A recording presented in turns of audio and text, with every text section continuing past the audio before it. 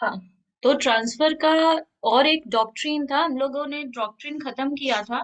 काफी सारे डॉक्ट्रिन को हम लोगों ने उस क्लास में ओवर किया था, जिसमें था हम लोगों का doctrine of holding out, doctrine of feeding the grant by estoppel, doctrine of fraudulent transfer. आज हम लोग करेंगे डॉक्ट्रिन ऑफ पार्ट परफॉर्मेंस। ये सेक्शन कवर करता है 53A। इसमें क्या होता है, सोचो एक दो इंडिविजुअल के बीच में कॉन्ट्रैक्ट हुआ है। किस चीज को बेचने का? एक इमूवेबल प्रॉपर्टी को सेल करने का कॉन्ट्रैक्ट हुआ है। दो इंडिविजुअल है, मिस्टर ए और मिस्टर बी। एक इंडिविजुअल ने दूसरे इंडिविजुअल का को ट्रांसफर किया है अपना इमूवेबल प्रॉपर्टी, और ये एक कंसीडरेशन से ही हुआ है। कंसीडरेशन मतलब होता है समथिंग इन रिटर्न। तो तुमने मुझे अपना घर बेच दिया है, मैंने तुम लोगों को प्रॉपर कंसीडरेशन भी पे कर दिया है। कॉन्ट्रैक्ट राइटिंग में था और साइंड था। मतलब ट्रांसफरर कौन है? तुम लोग, जिसने बेचा है अपने प्रॉपर्टी को, तुम लोग सेलर हो। सेलर ने प्रॉपरली राइटिंग में किया था वो कॉन्ट्रैक्ट, और उसे प्रॉपरली उसने साइन भी किया था। Transferee should have taken the position of property, और मैंने प्रॉपर्टी का पोजीशन भी ले लिया था। पोजीशन लेने का मतलब होता है उसमें हम लोग रह सकते हैं, उसको यूज कर सकते हैं। मतलब राइट टू एंजॉय। हम लोग उस प्रॉपर्टी में सब कुछ कर सकते हैं, उस प्रॉपर्टी को बेच नहीं सकते हैं। प्रॉपर्टी को बेचने का मतलब होता है ओनरशिप मिल जाना। पोजेशन में और ओनरशिप में डिफरेंस होता है। पोजेशन होता है उसमें हम रह सकते हैं, उसको यूज कर सकते हैं, उसको लेट आउट कर सकते हैं, मतलब किसी और को भाड़ा में दे सकते हैं, वो सब कुछ कर सकते हैं जो एक ओनर करता है। पर हम उसको बेच नहीं सकते हैं। तो ट्रांसफरी के पास पोजीशन आ गया प्रॉपर्टी का। Transferee must have been fulfilled और ready to fulfil his part of obligation. Actually जब भी कोई प्रॉपर्टी कोई इंसान बेचता है, जैसे सोचो तुम लोगों के पास एक बिल्डिंग था, एक घर था। वो घर तुम लोगों ने मुझे बेच दिया। वो एक इमूवेबल प्रॉपर्टी है, तुमने मुझे बेच दिया। मैंने प्रॉपरली तुम्हें उसके लिए 50 लाख रुपया भी दिया।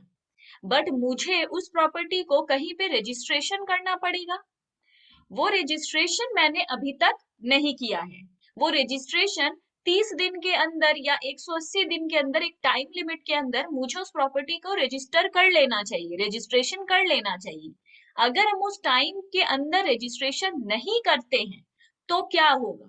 सोचो, 30 दिन के अंदर मेरे को उस प्रॉपर्टी को रजिस्टर कर लेना चाहिए था। अब सोचो 30 दिन हो गया, 40 डेज हो चुका है, हम रजिस्ट्रेशन नहीं किए हैं। तुम लोग को ये बात पता चल गया कि मैम ने अभी तक उस प्रॉपर्टी का रजिस्ट्रेशन नहीं किया है। तो तुम लोगों ने मुझे बोला कि मैम आपने रजिस्ट्रेशन तो किया नहीं है, तो अभी तक ओनरशिप ट्रांसफर तो हुआ नहीं है।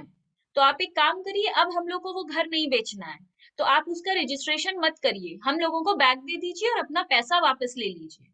तो तुम लोग ऐसा नहीं कर सकते। Transferor can not cancel contract due to non registration.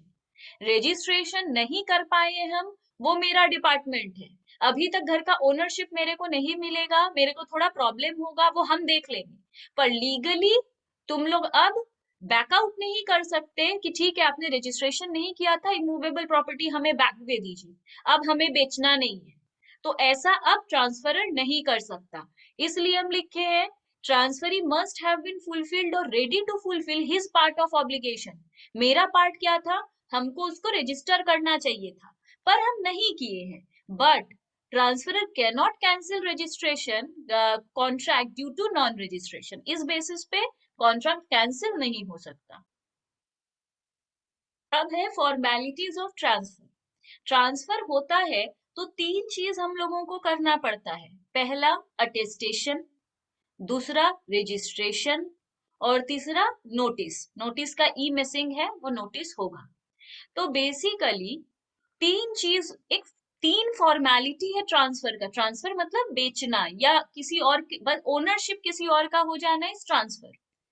तो बेसिकली अटेस्टेशन का पूरा भी हम लोग पढ़ेंगे, बट यहाँ पहले रजिस्ट्रेशन को पढ़ लेते हैं। रजिस्ट्रेशन किस सेक्शन में, ईयर में ये आया था कि अपने प्रॉपर्टी को रजिस्टर करना पड़ेगा? 1908 में, 1908 में आया था कि हर प्रॉपर्टी को रजिस्टर करना पड़ेगा। 1908 के पहले रजिस्ट्रेशन नहीं करना पड़ता था।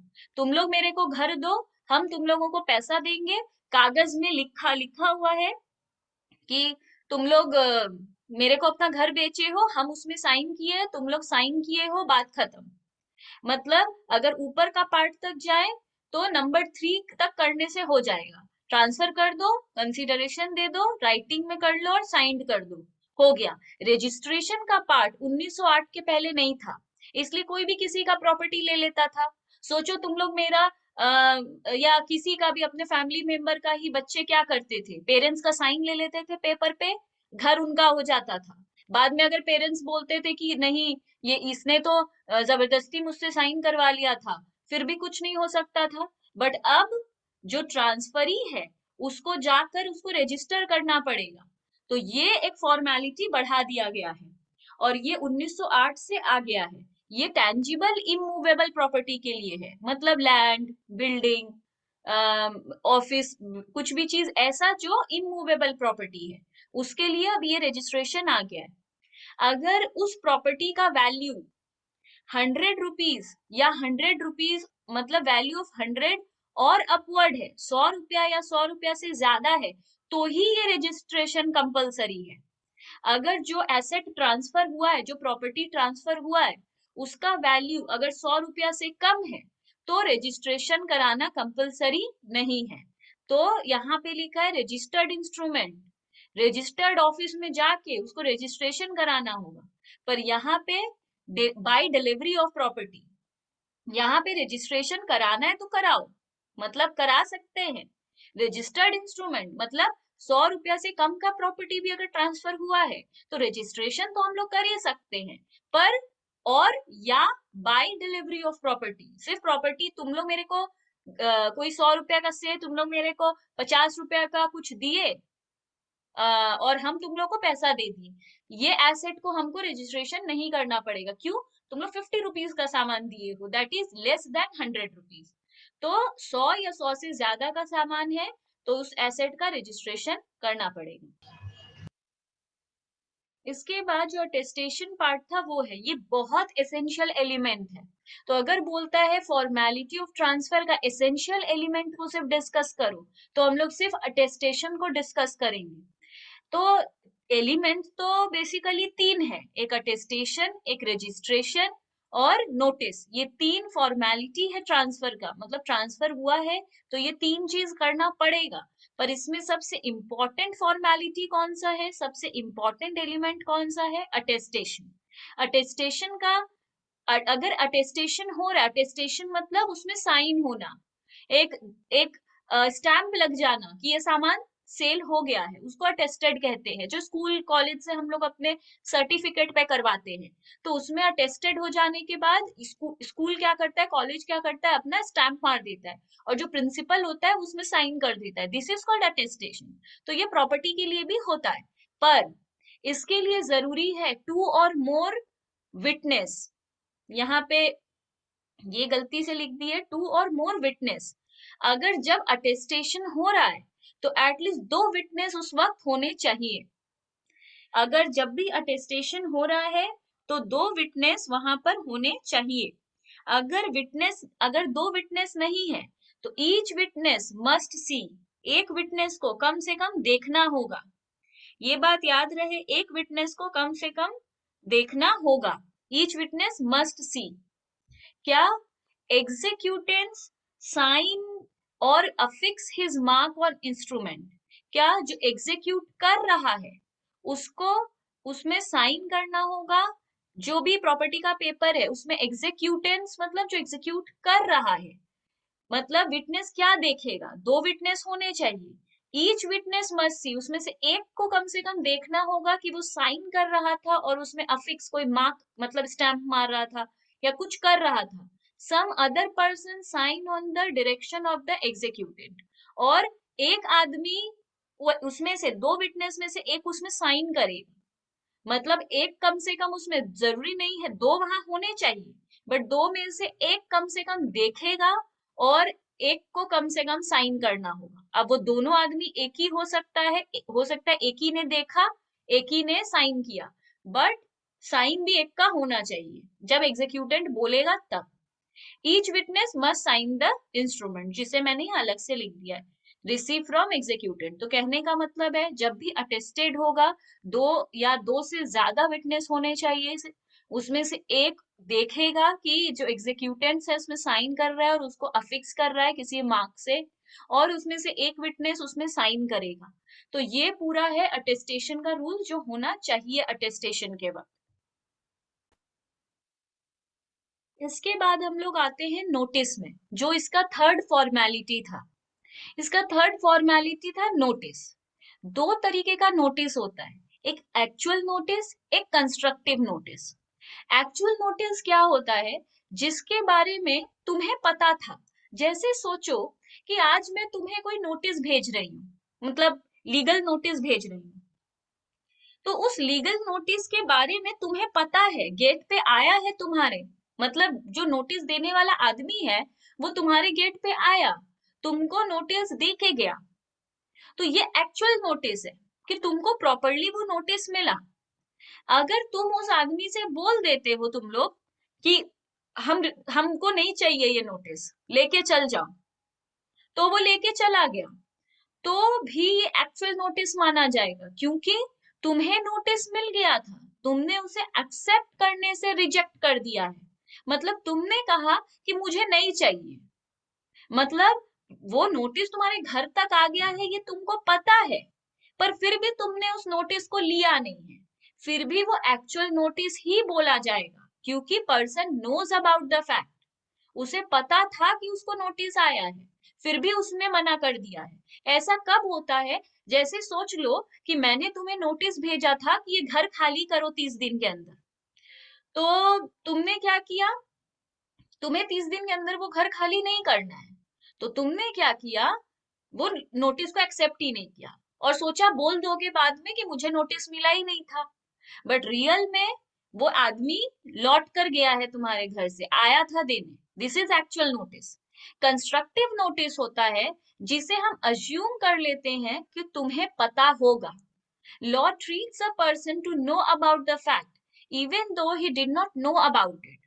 जैसे कि अगर हम सिंपल भाषा में समझाएं, तो अगर हम लोग कार चलाते रास्ते में ड्राइव करते हैं, सोचो कहीं पर यू टर्न का बोर्ड नहीं, नो यू टर्न का बोर्ड नहीं लगा हुआ है, तो हम लोग यू टर्न लेने लगे, पुलिस आया हम लोगों को रोककर चार्ज करने लगा कि फाइन दीजिए।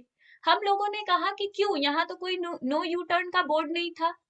पुलिस बोलता है पर यहाँ से यू टर्न नहीं है, आपको पता होना चाहिए था। तो हम लोग बोलते हैं पर नहीं पता था। वो बोलेगा पता होना चाहिए, अगर आप ड्राइव कर रहे हो तो आपको पता होना चाहिए कि यहाँ से नो यू टर्न है। तो अब हम लोग बोलेंगे कि कैसे पता होगा, तो ये हम लोग का प्रॉब्लम है। This is constructive. पुलिस को लगता है, अज्यूम्ड है कि हमको पता है, मतलब कुछ चीज पता होना चाहिए कि हमको पता है, तो ये चीज के लिए कोई नोटिस नहीं आता है। जैसे तुम लोगों ने प्रॉपर्टी खरीदा है तो उसे रजिस्टर करना ही है, ये तुम लोगों को पता होना चाहिए। अगर हम बोलेंगे अच्छा प्रॉपर्टी खरीदने के बाद, पैसा देने के बाद, पेपर में साइन करने के बाद उसे रजिस्टर भी करना पड़ता है, मेरे को तो पता ही नहीं था, तो कोर्ट से बोला जाएगा, लॉ से बोला जाएगा कि ये पर आपको पता होना चाहिए था। हम बोलेंगे नहीं हमको नहीं पता था, हम तो पहली बार घर खरीदे हैं, हमको कोई आइडिया नहीं था, तो ये नहीं माना जाएगा। भले मुझे कोई इसके लिए अलग से रिटर्न नोटिस नहीं आया था, मुझे कोई नोटिस नहीं आया था कि इसे साइन करवाओ, बट स्टिल मेरे को पता होना चाहिए। अब आता है doctrine of lis pendens under section 52। इसको ध्यान से समझो, ये एक और डॉक्ट्रिन है। इसका मतलब क्या होता है, सोचो एक ट्रांसफरर है और एक और इंडिविजुअल है। ट्रांसफरर और इंडिविजुअल के बीच में एक घर को लेके डिस्प्यूट है। जैसे सोचो हम एक घर है, उसके हम ओनर हैं, बट तुम लोग के साथ मेरा उसका डिस्प्यूट चल रहा है, कोई भी चीज लेके डिस्प्यूट चल रहा है, तो मेरा और तुम लोगों का एक घर को लेके डिस्प्यूट हो रहा है, तो वो कोर्ट में, वो केस कोर्ट में चल रहा है, ऑलरेडी चल रहा है वो केस, ऑलरेडी वो डिस्प्यूट कोर्ट में चल रहा है। अब हम सोचें, देखो रियल में बता दे, डिस्प्यूटेड प्रॉपर्टी को लिटिगेटेड प्रॉपर्टी कहते हैं। डिस्प्यूटेड प्रॉपर्टी को लिटिगेटेड प्रॉपर्टी कहते हैं। जिसपे केस चल रहा होता है ना, उस प्रॉपर्टी को हम लोग लिटिगेटेड कहते हैं। तो अगर सोचो उस प्रॉपर्टी के ऊपर केस चल रहा है, मतलब लिटिगेटेड प्रॉपर्टी है। लिटिगेटेड प्रॉपर्टी को हम लोग बेच नहीं सकते, उसको भाड़ा में भी नहीं चढ़ा सकते। अगर उस पे ऑलरेडी कोई रह रहा है ना टेनेंट, तो उससे रेंट भी नहीं ले सकते। मतलब उस प्रॉपर्टी से कोई तरीके का अर्निंग नहीं कर सकते। लिटिगेटेड प्रॉपर्टी का रूल है ये। तो सोचो वो लिटिगेटेड प्रॉपर्टी तो है, क्योंकि उसको लेके तो मेरे और तुम्हारे बीच कोर्ट में केस चल रहा है। हम क्या किए, हम सोचे कि छोड़ो, ये पता नहीं कितना दिन तक केस चलेगा। मेरे को एक बायर मिल गया, वो बायर बोला हम ये बंगलो खरीदना चाहते हैं। अब बंगलो को देख के तो समझ में आएगा नहीं कि वो लिटिगेटेड प्रॉपर्टी है, उसका केस चल रहा है, बहुत सुंदर सा बंगलो है। मेरे पास एक बायर आया और बोला उसको वो घर खरीदना है। हम क्या किए, तुम लोग को बिना बताए वो घर उसको बेच दिए। हम ट्रांसफरर थे, घर तो मेरे नाम पे था। अब क्या हुआ, वो ट्रांसफरी को हम प्रॉपर्टी बेच दिए। तो अब क्या, जब रियल में तुमको पता चलेगा कि मैम तो वो घर किसी को बेच दी है, वो घर पे तो कोई और ओनर बन के बैठा है, और वो आदमी एकदम रजिस्ट्रेशन ये सब सब कर लिया है, पैसा भी मेरे को दे दिया है, घर एक्चुअली सोल्ड आउट हो चुका है, और अब तुम लोग को पता चल रहा है कि वो घर बिक चुका है। तो अब क्या होगा, अब क्या ट्रांसफरी को पैसा वापस मिल जाएगा और घर दोबारा छूट जाएगा? नहीं, वो घर तो ट्रांसफरी का होगा नहीं, और पैसा भी ट्रांसफरी को मिलेगा नहीं। तुम लोग बोलोगे ये तो ट्रांसफरी के साथ गलत हुआ। हाँ हुआ। इसीलिए कोई भी घर खरीदने के पहले हमेशा देखना चाहिए कि क्या वो लिटिगेटेड प्रॉपर्टी है। अगर वो लिटिगेटेड प्रॉपर्टी है तो उस घर को नहीं खरीदना चाहिए। इसलिए जब भी कोई घर खरीदो प्रॉपरली देख लो वो लिटिगेटेड है या नहीं। तो इसके ऊपर कुछ बात है। सूट और प्रोसीडिंग्स इन कोर्ट, जब भी लिटिगेटेड प्रॉपर्टी है मतलब उसके लिए कोई सूट या प्रोसीडिंग्स चल रहा है कोर्ट पे, सूट और proceeding must not be conclusive. अभी तक डिसाइड नहीं हुआ है, कंक्लूड नहीं हुआ है कि उस घर का हुआ क्या, अभी भी कंक्लूसिव नहीं है। Party has transferred property under litigation in suit, already litigation में है वो प्रॉपर्टी, पर पार्टी ने घर को ट्रांसफर कर दिया। Transfer is bound by judgment of court. क्या जजमेंट ऑफ कोर्ट, कि ट्रांसफरी को उसका ओनरशिप नहीं मिल सकता और पैसा भी गया, मतलब वेस्ट हो गया उसका पैसा, कुछ नहीं हो सकता। वो लिटिगेटेड प्रॉपर्टी कोई बेच नहीं सकता। अब आता है कंस्ट्रक्टिव नोटिस। कंस्ट्रक्टिव नोटिस को थोड़ा और डिटेल में पढ़ लेते हैं। कंस्ट्रक्टिव नोटिस का मतलब क्या था? कंस्ट्रक्टिव नोटिस का मतलब था जब ये अज्यूम्ड होता है कि तुमको ये बात पता है, मतलब कोई नोटिस आएगा नहीं रियल में, बट ये पता होता है कि तुमको ये बात पता है। तो इसको दो टाइप से बताया गया है, एक विलफुल एब्सेंटेशन, एक ग्रॉस नेग्लिजेंस। विलफुल एब्सेंटेशन क्या होता है? Person who refuses to receive a registered letter. मतलब जब सोचो कि हम तुम लोगों को कोई लेटर भेजे, पर तुम लोगों ने उसे रिसीव करने से मना कर दिया, तो मेरे को क्या पता कि तुम लोगों ने उसे रिसीव करने से मना कर दिया है। मैं यही मानूंगी कि तुम लोगों को वो पता था, तुमको लेटर मिला है, तुमने अब उसे रिसीव ही नहीं किया, पढ़ा ही नहीं, ये तुम लोगों का लुकआउट है। मेरे साइड से मैंने ये तुम्हें बता दिया है। जैसे कि एडमिट कार्ड जब हमें मिलता है एग्जाम के पहले, अब एग्जाम के पहले रियल में वो एडमिट कार्ड मुझे मिला ही नहीं, वो रास्ते में ही खो गया, मुझे मेरा नहीं मिला, मेरे घर कुछ आया ही नहीं। फिर भी अगर हम लोग कॉलेज में जाकर बोलते हैं कि हम लोगों को एडमिट कार्ड नहीं मिला, तो भी कुछ नहीं करेगा कॉलेज। क्यों? क्योंकि अज्यूम्ड है कि मिला है। इस पे अगर लीगली हम लोग जाते हैं स्कूल कॉलेज के अगेंस्ट, तो हम ही लोग हारेंगे, क्योंकि वो कंस्ट्रक्टिव नोटिस माना जाएगा। फिर ग्रॉस नेग्लिजेंस है। ग्रॉस नेग्लिजेंस को हम एक केस स्टडी से समझाएंगे, ऐसे समझ में नहीं आएगा। तो फॉर्मेलिटीज ऑफ ट्रांसफर का ये एक पार्ट है नोटिस, इसलिए हम फिर से हेडिंग दे दिए हैं फॉर्मेलिटीज ऑफ ट्रांसफर। इसके अंदर ग्रॉस नेग्लिजेंस का हम दो सिचुएशन समझाते हैं। क्या होता है ग्रॉस नेग्लिजेंस? एक सेलर है और एक बायर है। जो सेलर है Purchaser was informed that original papers are in bank custody. सोचो, मैं सेलर हूँ, ये मेरा घर है, मैं तुम लोगों को वो घर बेच रही हूँ, पर मैंने तुम लोगों को बता दिया था कि वो जो घर है उसका ओरिजिनल पेपर मेरे पास नहीं है। ओरिजिनल पेपर अभी भी बैंक के कस्टडी में है, बैंक में रखा हुआ है, मेरे पास ओरिजिनल पेपर है ही नहीं। अब ये बायर को वो घर नहीं खरीदना चाहिए। क्यों? क्योंकि वो उसको तो सोचना चाहिए ना कि इस आदमी के पास इसका ओरिजिनल पेपर क्यों नहीं है। अब तुम लोग बोलोगे क्यों नहीं है, उसमें से एक वैलिड रीजन ये है कि जब भी हम लोग कोई घर को लोन में लेते हैं ना, सोचो अभी मैं जिस घर में रह रही हूँ, ये घर मेरा अभी लोन चल रहा है इस घर पे, ठीक है। तो मेरा तो लोन कहाँ से लिए हैं? बैंक से। तो बैंक लोन अगर हम लोग लेते हैं, जिसे होम लोन कहते हैं, तो जो घर का ओरिजिनल पेपर होता है वो बैंक रख लेता है। बैंक इसलिए रख लेता है कि अगर कल को हम बैंक को पैसा नहीं चुकाते हैं तो बैंक मेरा ये घर बेच देगा और अपना पैसा ले लेगा। इसलिए बैंक कभी भी ओरिजिनल पेपर नहीं देता है। मेरे पास पोजीशन तो होता है पर ओनरशिप नहीं होता है। मतलब होम लोन लेके जो घर हम लोग खरीदते हैं उसमें हम लोग रह सकते हैं, जो मर्जी वो कर सकते हैं, लेट आउट कर सकते हैं, जो मर्जी वो करो, right to use, right to enjoyment, everything you have, but ownership नहीं है। हम इस घर को कभी बेच नहीं सकते। तो तुम लोग ये घर मेरे से खरीद रहे हो, तो क्यों खरीद रहे हो? अगर खरीद लोगे तो तुम लोग ये इनवैलिड माना जाएगा, कोई फायदा नहीं है, तुम लोग का पैसा डूबेगा। तो हम तुम लोग को ये पहले ही बता दिए, पर तुम लोग, होता है ना बहुत सारे लेटर्स आता है, हम लोग लेटर को ढंग से पढ़ते नहीं है। तो ये नेग्लिजेंस है, बायर के पार्ट पे ये नेग्लिजेंस है। बायर ने इसे नेग्लेक्ट किया है, उसने लेटर पढ़ा नहीं। तो उस लेटर में मैंने लिखा था कि ओरिजिनल पेपर मेरे पास नहीं है, पर बायर ने इसे नेग्लेक्ट कर दिया। इसे कहते हैं ग्रॉस नेग्लिजेंस।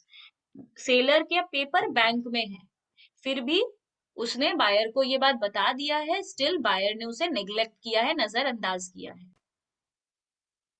नेक्स्ट है सिचुएशन 2। और भी क्या होता है, सेलर है और बायर है। सेलर बायर को अपना प्रॉपर्टी बेच रहा है, बायर परचेस कर रहा है। Failed to inquire about pending municipal tax.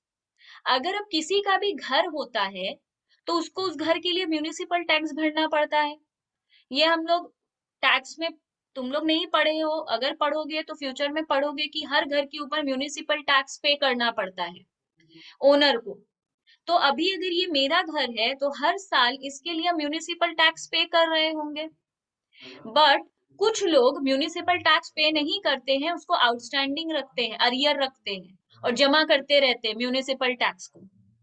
अब बायर ने ये सब पूछा नहीं, बायर ने घर देखा, बायर को घर अच्छा लगा, उसने देखा मतलब डिस्प्यूटेड प्रॉपर्टी नहीं है, इसके पास ओरिजिनल पेपर्स भी है, सब ठीक है, उसने कंसीडरेशन दिया और घर को खरीद लिया। घर खरीदने के बाद बायर को पता चल रहा है कि इसके ऊपर तो इतने लाख का म्यूनिसिपल टैक्स पेंडिंग है, तो वो किसको पे करना पड़ेगा? बायर को। क्यों? क्योंकि अब ओनर बायर है, म्यूनिसिपल टैक्स वही पे करता है जो ओनर होता है। तुम लोग बोलोगे कि मैम हम तो अभी बायर बने हैं, म्यूनिसिपल टैक्स टैक्स तो पिछले 5 साल का ड्यू है, तब हम तो ओनर थे ही नहीं। हम बोलेंगे नहीं, आज तुम लोग ओनर हो, सारा ड्यू तुम लोग चुकाओगे। तो ये बायर की तरफ से ग्रॉस नेग्लिजेंस है। मतलब कोई भी घर खरीदो तो उसके पहले उसका फुल इंक्वायरी कर लो। अगर इंक्वायरी नहीं हुआ है तो ये बायर का ग्रॉस नेग्लिजेंस है।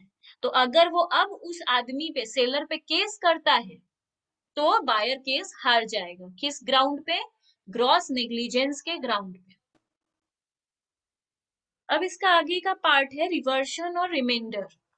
रिवर्शन और रिमाइंडर। तो पहले पढ़ते हैं रिवर्शन क्या होता है। रिवर्शन को रिवर्शनरी इंटरेस्ट भी कहते हैं। अब ये रिवर्शनरी इंटरेस्ट क्या है, ये रिवर्शन क्या है? कुछ लीज्ड आउट प्रॉपर्टी होते हैं। लीज्ड प्रॉपर्टी क्या होते हैं? जिस प्रॉपर्टी के ऊपर लीज में तुम लोग मेरे से कोई प्रॉपर्टी लिए हो,